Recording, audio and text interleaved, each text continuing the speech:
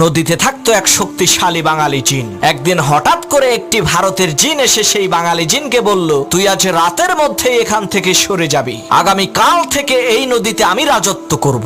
ভারতের জিনের এই ধমকি শুনে বাঙালি জিনটি একটি জেলের কাছে গিয়ে বলল, ভাই তুমি যে এই নদীতে মাছ ধরো, আজ পর্যন্ত আমি কি তোমাকে কোনো কষ্ট দিয়েছি? জেলে বলল, না তা তো দেন নাই। তখন সেই বাঙালি জিন বলল, তাহলে আজ রাতে তুমি আমাকে একটু সাহায্য করবা, আমি ভারতের এক জিনের সাথে লড়াই করব। তখন আমি তোমাকে ডাক দিয়ে বলবো, বড় ভাই আপনি আসেন। তুমি তখন বলবা, ওরে ধর আমি আসতেছি। জেলে বলল, ঠিক আছে। কথা অনুযায়ী রাতের বেলা বাঙালি জিন আর ভারতের জিনের মধ্যে তুমুল লড়াই শুরু হয়ে গেল।